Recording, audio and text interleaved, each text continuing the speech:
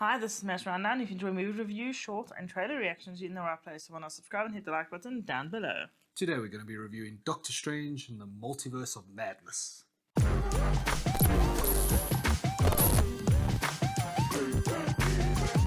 Doctor Strange in the Multiverse of Madness is a 2022 superhero film directed by Sam Raimi, starring Benedict Cumberbatch as Dr. Stephen Strange, Elizabeth Olsen as the Scarlet Witch, Benedict Wong as Wong, and Chiwetel Gomez as America Chavez. So the second installment of Doctor Strange really journeys into the unknown as he traverses the mind-bending and dangerous alternate realities of the multiverse.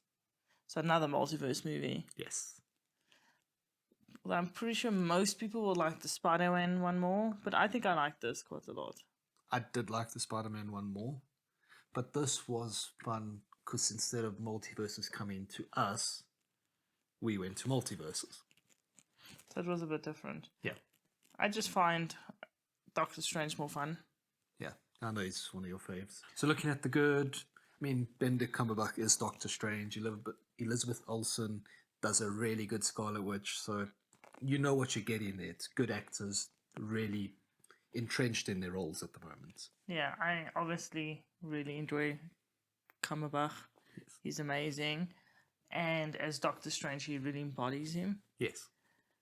When Iron Man was done, I was kind of sad because I was like, oh no, I'm going to miss him so much. But now with Doctor Strange, I feel like that space has been filled in for me. That's good. And then obviously Scarlet Witch can be pretty scary at times. Yeah, she was absolutely terrifying. They did a really good job. And I liked her outfit because that felt a bit like the comics and stuff. Very much a costume that she obtained at the end of WandaVision, which I saw, and having watched WandaVision, it was a nice addition to this because I could see where one or two things from the movie kind of pulled from WandaVision.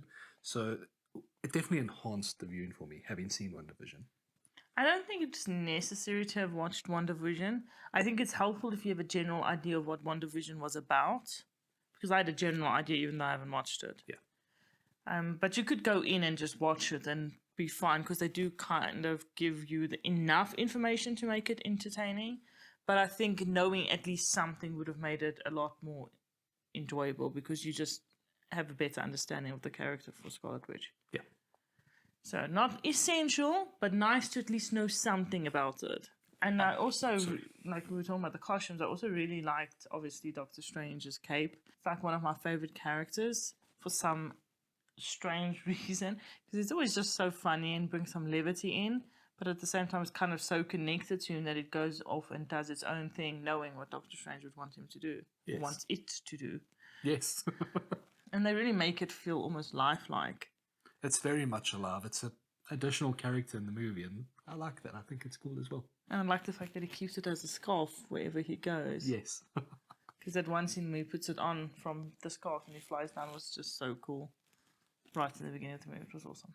And America Chavez, very fresh, enjoyable addition. Really liked that character. And the outfit, it's not straight out of the comics, but it's close enough that the second I saw it, I was like, okay, cool, that's America Chavez. That's great. That's fantastic. I'm really happy. And like I said, fresh, enjoyable, liked her presence throughout the movie. I think in the beginning, I wasn't too sure in the first couple of minutes. But then she grew on me once I understood the character a bit more. And then obviously some of the fight scenes were really cool. Oh, yes. But I mean, it is Doctor Strange. His fight scenes are a bit trippy. Very trippy. Especially the one with music. It's just wow. There's a good bit of horror in this movie. But not like, oh no, I'm scared horror. Like going through a haunted house where the focus is more on having fun with being scared. Yeah. Definitely creepy though. Creepy, definitely. There's a lot more monsters, I think, in this one. In the typical sense of what we think of as monsters, not as in the sense of your usual MCU monsters, which are like Thanos or creatures from another planet that look human-like. These were like monsters, like from your nightmare monsters. Yes. And overall, like saying that, is from your nightmares. It's a little bit trippy, the movie, and like it's over the top, the special effects. Especially when they're traversing through different dimensions, the multiverse. because certain dimensions are kind of trippy. Very trippy. And of course, it's awesome on the big screen. Like, definitely a big screen movie. It's big, it's visual. Enjoyed it. And then moving on to the bad, and they brought in these cameo appearances, and it was a very cool concept. Maybe a bit underused, maybe came across a bit weaker. And going forward, I don't know if this is the best iteration of these characters, if they're going to be in our universe, MCU universe later. I'm not sure if it was used very well. I think it was used as like this kind of insight into ideas they might bring in later on as kind of a taste, because obviously it's not going to be the same as our universe because there's so many differences. Yeah. But there's that idea that the concept at least is in their mind and it might come into. So I like that, just that snippet. And then something else and it's not really a bad. It's like on the border of bad, but not really bad. It's a Marvel movie. Like, it doesn't, although it's a little bit of a horror Marvel movie, it's still a Marvel movie. It's the same basic formula. It's the same kind of progression through the storyline. It feels the same. So it's good because if you love Marvel movies, you're going to love it. If you love Doctor Strange, you're going to love it. But it's nothing more than that. I don't know.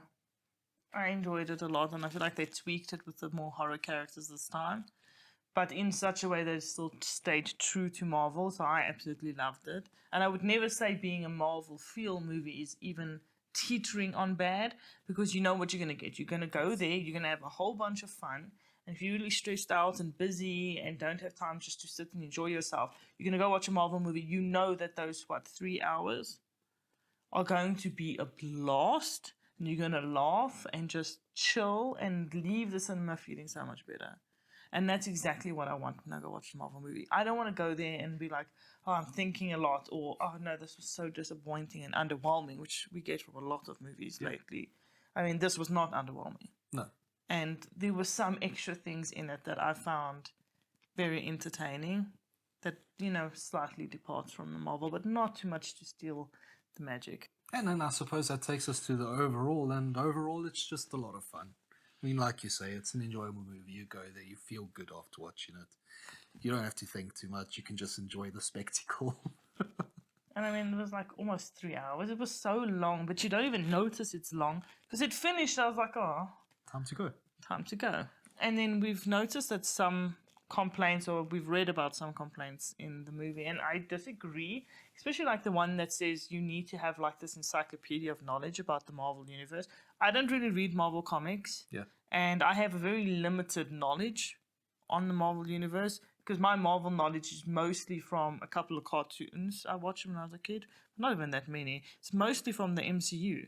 So I think the average person who's kept up with the MCU universe, and let's be honest, the average person has been watching all of these movies, will be able to stick to it. Like I was saying earlier, if you had watched a bit of Wanda, it would have helped, but not necessarily, because they fooled you enough. They fooled you in enough on it, I think.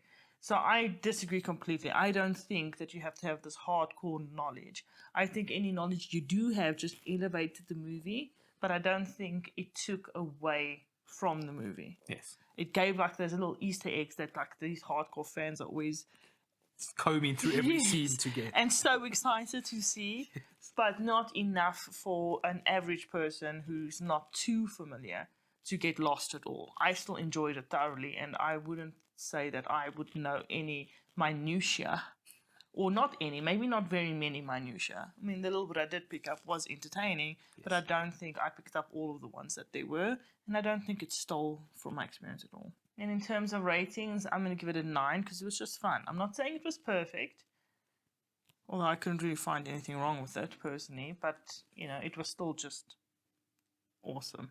I'm going to give it an 8. It was a really good Marvel movie. So it gives it a total of 8.5, which is pretty good. Yeah. So let us know in the comments down below. If you've seen the movie already, what was the biggest surprise in it for you? And if you haven't seen the movie, don't scroll down to the comments then, because there might be spoilers. Definitely. Don't forget to like and subscribe. Bye.